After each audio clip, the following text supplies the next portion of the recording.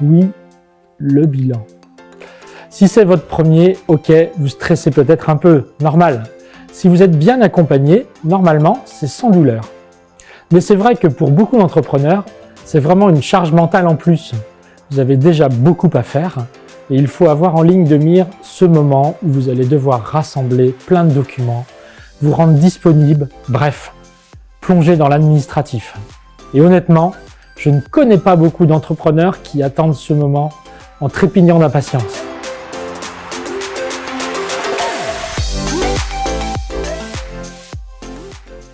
Bonjour, je suis expert comptable, mais surtout entrepreneur, fondateur du groupe Amaris et du cabinet d'expertise 100% en ligne pour les entrepreneurs et indépendants Amaris Direct. Donc le bilan. Je vais commencer par une parenthèse. Si vous avez fait le choix d'un expert comptable et que vous suivez au fil de l'année ces demandes, l'établissement du bilan se fera assez naturellement.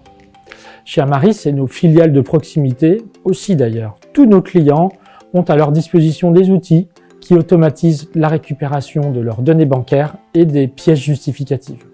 Ça permet de gagner beaucoup de temps et de gérer au fil de l'eau la gestion des justificatifs. En fin d'année, le bilan, c'est surtout l'opportunité de se focaliser sur les pistes d'amélioration possibles et les possibilités de rémunération. Et ça, quand on est entrepreneur, c'est vraiment très intéressant. Passons aux 3 points clés qui vont vous permettre de vous préparer simplement. Premier check-up, vos justifs. C'est-à-dire tout ce qui va vous permettre de justifier chaque dépense et recette. Donc les factures d'achat, les factures de vente, mais aussi les notes de frais avec vos trajets professionnels, vos éventuelles dépenses réalisées avec votre carte bancaire perso, mais pour le compte de votre société. On évite de le faire trop souvent au passage. Bref, tout ce qui va permettre de justifier les mouvements financiers de votre entreprise. Si vous les avez tous classés au fur et à mesure, votre comptable n'aura pas besoin de vous relancer en urgence au dernier moment. C'est important pour votre comptable, mais aussi pour vous. Une dépense justifiée, c'est une dépense qu'on peut faire passer en comptabilité et donc en charge. Sinon, ça veut dire que vos trajets, vos frais de déplacement ne seront pas pris en charge par votre entreprise. C'est un peu dommage. Pensez aussi à des justificatifs tels qu'une attestation de formation en tant que dirigeant. Comme ça, votre comptable peut vous faire profiter d'un crédit d'impôt. Deuxième check-up, l'inventaire. Là, seuls sont concernés les entreprises qui achètent ou revendent des marchandises ou matières premières, donc souvent les commerçants. Si c'est votre cas, vous pouvez un peu anticiper cette partie en mettant en place une mécanique d'inventaire plus régulière sur l'année. Par exemple, un inventaire permanent. Le stock est immédiatement actualisé après chaque entrée ou sortie de marchandises. Un inventaire tournant.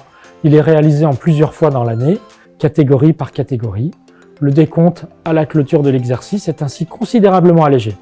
Pour les commerçants ayant un fort pic d'activité au moment des fêtes de fin d'année, par exemple, pensez aussi à décaler votre date de clôture. C'est très simple et de cette façon, l'inventaire des stocks ne vient plus perturber les ventes et aussi peut être réduit parce que le stock est plus faible. Enfin, dernier point sur votre bilan, votre résultat et votre rémunération. Là, clairement, on n'est pas vraiment dans la préparation, mais ce sont 2 points que vous allez analyser avec votre comptable.